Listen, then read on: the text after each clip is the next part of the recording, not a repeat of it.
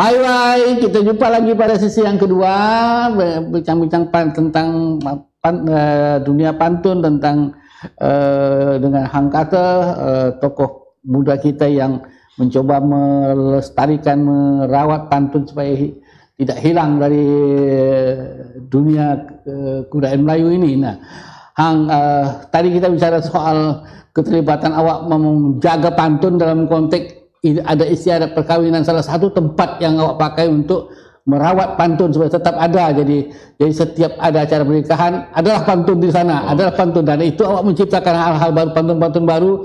Karena kan lawan awak berpantun itu kan kadang-kadang dia juga kan selalu membuat awak tuh bagaimana awak menjaga intuisi, reaksi awak menjawab saja cepat, itu punya keahlian tersendiri. Spontanitas itu. Spontanitas. Bagaimana awak menjaga itu? Kita balik lagi tuh, tetap cinta juga tuh. Jadi memang dah menjadi, kalaulah cinta ini memang sesuatu yang muncul begitu saja tuh. Jadi ketika apa yang dicakap lawan, kita dah nyambung saja. Nyambung ya. Sebenarnya kan dia sama saja dengan percakapan kita nih kan. Tok tanya apa? Saya ke saya tinggal menyambung. Saya Tok tinggal tanya, Hang tinggal di mana? Saya sudah menyambungkan dalam bentuk pantun. Gitu. Kalau Tok tanya rumah tinggal di mana, kalau patah batang cendana tak dapat orang buat papan. Kalau Tok tanya rumah di mana, rumah saya di Batu Lapan. Gitu tuh. Dia sudah menjadi sudah ada kiat cara mereka itu. Oke. Itu salah satu cara awak merawat pantun, menjaga pantun. Yang kedua, apalagi awak akan lakukan acara-acara, program-program apalagi awak kembangkan sebagai, katakan tadi awak bilang ini komitmen awak sebagai seorang anak Melayu, sebagai negeri Melayu, menjaga agar pantun itu tidak punah. Apa yang awak lakukan selama ini, program-program itu? Yang paling konkret saat ini tuh, saya kan punya channel YouTube. Di channel YouTube saya itu salah satunya ada bagaimana cara buat pantun. Ada orang kadang-kadang dia ingin belajar tetapi dia malu bertanya tuh. Saya yakin ada orang-orang hal yang seperti itu, dan tentu mereka kebingungan nih medianya apa. Orang sekarang dah malas baca buku tuh.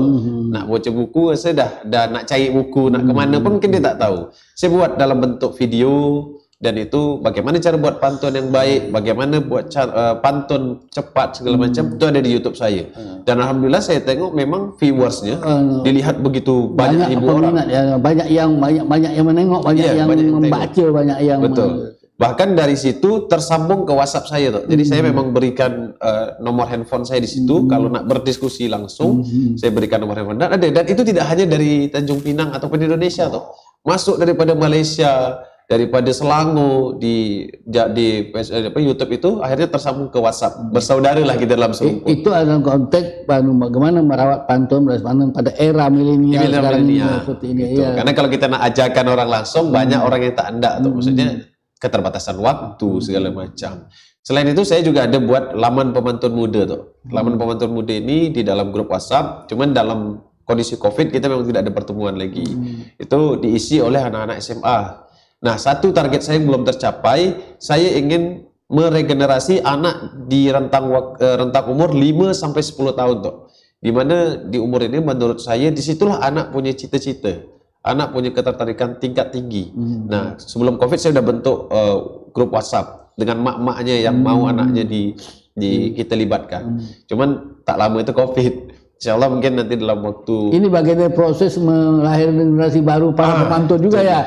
Saya dengar kalau pemantun untuk orang nikah ini lah makin susah dan dapat ini. Makin apa nama dia? Limited edition dong. makin tak ada. Saya dengar bukan hanya Tanjung Pinang, di daerah awak pernah kemana-mana lihat ada misalnya di negeri-negeri Melayu lain, misalnya Kabupaten di Lingga, di Karimun, di mana-mana seperti itu. Saya melihat memang sudah mulai kekurangan tuh. Jadi saya sharing, saya kemarin di akhir Desember saya ke Lingga. Di Lingga saya sharing dengan orang-orang tua sana, ternyata memang sudah sedikit sekali, bahkan dihitung jari pun tak habis tuh dari 10 jari ini. Kalau Tanjung Batu kemarin awal Januari juga begitu. Jangan-jangan banyak orang nikah tak ada pakai pantun dah. Wallah bisa ya. Kita belum tahu nanti. Tapi yang saya pergi ini memang masih ada tuh. Dan yang agak menyedihkan kemarin saya mendengar di Karimun yang diceritakan. Tapi ini saya belum tengok langsung ya. Diceritakan oleh salah satu kerabat. Dia bilang di Karimun itu, di Tanjung Balai Karimun, orang membaca, tidak lagi spontanitas. Orang membaca, jadi satu bawa. Macam yang sekarang orang nikah juga pakai baju, akad nikahnya ya. Iya, sampai ke pantunnya baca. Tapi saya tak tahu nih, wallahu a'lam bishawab, apakah memang begitu atau masih ada? Kita harapkan masih ada tuh. Masih ada untuk seperti biasanya lah gitu kan. Sayang kalau sampai hilang. Ya, takut sesasul dia mungkin kalau langsung tak ada teks saja takut tersalah. Tapi itu lebih baik daripada tidak sama sekali tuh. Oke, jadi selain itu, sekarang apa lagi yang awak gunakan? Tentang awak punya program serumpun tuh, 8 tahun mengelola serumpun tuh bukan kerja gampang. Bagaimana stamina membagi stamina seperti itu, mendapat ide-ide, gagasan, dan itu umpan balik ke awak tuh seperti apa dari orang-orang yang Kalau di serumpun kita tuh kan memang interaktif loh, interaktif. Kita selalu lemparkan isu, misalnya isu minggu ini apa kita lemparkan, kan mereka menyebut itu dalam pantun, dan kita tinggal respon balik kan tuh, tinggal respon balik. Itu bagian melatih awak juga menanggap secara cepat ya. Melatih kita semakin mengasah kan tuh, semakin mengasah, dan tentu juga serumpun kita itu kan yang di semua isu dalam semua bidang politik, ekonomi, sosial, apapun itu tuh, tapi tidak terkait hal yang sensitif itu ya. Selalu kita angkat. Misalnya minggu lalu nih kita tentang vaksin nih, pas tanggal 13 itu kan vaksin, kita angkat bagaimana rumah pantun dengan vaksin. Gitu. Terus program kita serumpun yang sudah 8 tahun ini kan dikemas secara apa kata orang, kalau orang barat cakap lebih kepada fun dong, lebih kepada happy seperti itu kan, tidak serius betul gitu, meskipun nah itulah hakikat pantun loh. Dia menyatakan hal yang serius tapi disampaikan dengan cara yang sederhana gitu. Dan pantun tidak mesti ada standar harus bagaimana. Yang kadang-kadang yang sulit itu kan sampiran atau pembayangnya itu, tapi kan tapi selalu ada cara bagaimana pantun itu bisa dihidupkan. Asalnya ada jalan. Ada jalan. Itu aja. Itu bagian. Asalnya ada jalan. Yang lain yang ada program lain selain yang online sudah bagi masa depan, kemudian pertahankan program serumpun, ada program lain yang lain dan mau menghidupkan pantun supaya dia tidak punah, tidak. Saya secara pribadi untuk meninggalkan jejak, saya lagi menulis yang tadi saya cerita, target saya 500 pantun yang bersifat atau bernilai seperti pantun-pantun lain. Awak menulis sendiri atau mengajak orang lain? Menulis sendiri. Itu target saya. Sekarang udah masuk hampir 150-an pantun. Target saya di 500, tapi sudah dapat, bukan sudah masuk kan, sudah dapat 150 pantun aku kumpulkannya. 500 pantun nasihat, yang tapi pantunnya sebenar-benar pantun, bukan yang dalam bukan pantun yang dipantun-pantunkan kan seperti itu. Bagaimana kita melihat pantun-pantun dulu ketika kita mendengar tuh merinding bulu roma gitu tuh. Itu yang saya coba pelajari, ya mudah-mudahan meski tak sama persis, tapi kita belajar lah macam mana nak sampai kepada titik itu kan tuh. Jadi nanti akan terbit sebuah buku lagi ya. Insyaallah. Mungkin suatu saat orang akan kenal semacam pantun. Kalau ada sumur di ladang, jangan simpan dalam peti. Meskipun kita tak tahu siapa pembuat pantun ini, tetapi dia terus sampai sekarang kan. Nah, saya berharap suatu saat, mungkin 200 tahun lagi, 300 tahun, ada satu pantun saya yang di 200 tahun dipakai orang. Tapi disebut namanya Hangkatu atau si Naziran ini lah seperti itu. Bagian dari komplain protes awak kepada orang-orang yang menggunakan pantun tanpa menyebut sumber seperti itu, dan etika pengutipan kita mengambil itu, dan itu tradisi intelektual sebetulnya ya, dan itu dulu memang tak ada penulisan pantun-pantun yang kita tahu dari siapa, pantun pusaka seperti itu kita dia anonim kan, anonim semuanya, tetapi sekarang zamannya sudah berbeda. Haruslah kita itu harus ada yang sebuah apresiasi lah, apresiasi. Penghargaan terhadap karya orang-orang lain seperti itu. Karena tidak mudah. Menurut saya bikin pantun tuh nak dicakap susah tidak susah gitu kan. Saya sendiri tuh kalau disuruh bikin pantun, saya tuh nak pidato, saya butuh waktu 5 menit tuh untuk membuat pantun itu. Kenapa? Karena ada beban nih. Ketika pantun kita dibacakan, ada beban. Betul tak pantun kita nih? Logis tak nih? Sesuai dengan apa etikanya tak gitu? Ada beban itu. Tapi kalau misalnya tok suruh bikin apa, buat aja. Tapi kalau untuk pantun yang dipidatokan, ada beban bagi kita tuh untuk menjaga nilai pantun itu kan.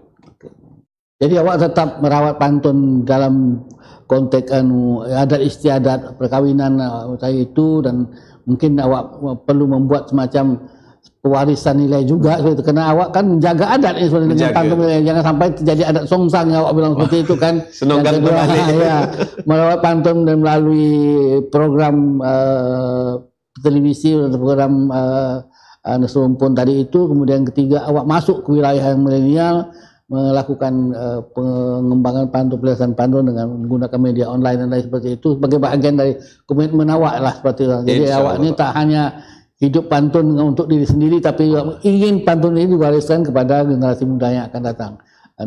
Ada hal-hal lain yang mungkin yang terpikir oleh awak bagaimana cara merawat pantun ini supaya ini kita sudah diwariskan dunia, tiba-tiba hilang dari dunia, bagaimana caranya itu?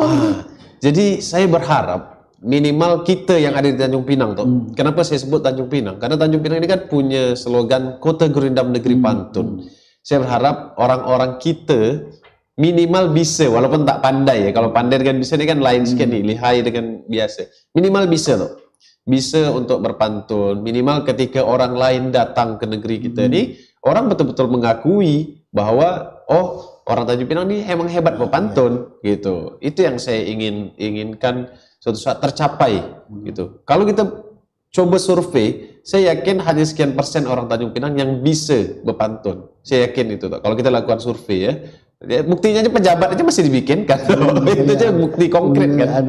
Pantun harus ada staf khusus, mengangkat staf khusus Ustaz pantun. Kecuali almarhum Ayah Sahrul ya. Oh ya, dia pandai kan memang pemantun. Dia memang pandai membuat pantun. Memang pemantun. Alhamdulillah waktu saya nikah pun beliau yang mantun kan. Waktu itu beliau masih wakil wali kota. Nah, itu saya melihat, saya belajar juga dengan beliau. Walaupun beliau wakil wali kota waktu itu, dia langsung bilang kepada saya, kalau Hang nikah, dia panggil saya kan Ananda. Kalau Ananda nikah, pokoknya ayah yang pantunkan. Saya melihat bahwa itulah bentuk cintanya terhadap pantun tuh. Dia wakil wali kota nih, untuk apa aku mau pantun lagi? Berarti kan gitu. Tetapi dia masih mau seperti itu. Saya lihat ada cinta yang begitu besar lah. Dia yakin hal-hal seperti itu yang kita nak pelajari itu. Cara para pejabat menyerap pantun. Artinya sebenarnya selalu ada pejabat pantun. Karena di negeri Melayu kami mulai pantun dengan pantun. Tradisi menjadikan pantun sebagai Untuk menanda dia itu pantun dibuat atau tidak gampangnya itu. Nanda ini gini, kalau dia berpantun, dia memulai sebuah pidato, saya akan bacakan sebuah pantun. Nah, itu bukan dia yang bikin. Dia itu, karena dia tak apa pantun. Saya akan bacakan sebuah pantun. Itu salah satu indikasi bukan pantun yang dia buat. Tapi kalau dia bilang, saya ada satu pantun untuk itu mungkin ada kemungkinan dia dah siapkan pantun di rumah. Walaupun orang lain bikin tapi dia apa mungkin orang lain bikin, tapi serius ya dengan pantun. Bukan sebagai sambal lewa aja seperti itu atau dia langsung berpantun, artinya ini memang sudah ada dalam kehidupannya gitu kan. Dia tidak payah lagi nyebut saya punya satu pantun, saya akan bacakan satu pantun, tapi langsung gitu kan. Itu berarti lebih indah lagi. Menurut saya indahnya para pejabat kita tuh begitu. Assalamualaikum warahmatullahi wabarakatuh. Misalnya ada pejabat dari daerah lain datang, dia tidak perlu baca. Saya punya satu pantun untuk bapak ini. Pantun kan aja. Misalnya nak mengucapkan selamat datang, misalnya kan. Tinggal kita bikin aja. Kalau tegak nampaknya benang, saya yang dikerat dengan pisau. Selamat datang di Tanjung Pinang, di kota Tanjung Pinang, Kepulauan Riau. Kan orang juga tahu untuk beliau gitu, tak mungkin untuk orang lain. Nah itu saya rasa yang gimana kita nak menghidupkan pantun itu sendiri. Oke. Menurut saya yang tadi sampaikan tadi ada satu hal yang menurut saya penting juga nanti kita sampaikan kepada masyarakat banyak. Bagaimana mempertahankan Tanjung Pinang, Kepulauan Riau ini sudah menamakan dirinya kota pantun, kota Gurindam Negeri Pantun itu. Nah, itu bagaimana mempertahankan? Harus ada, tak hanya cukup dengan pidato, harus ada gerakan-gerakan lain yang menurut saya nanti kita sharing dengan awak di sesi yang ketiga. Sekarang ini kita break dulu. Kita break dulu pada sesi yang kedua ini. Kita ketemu dengan Hang Kata di sesi yang ketiga.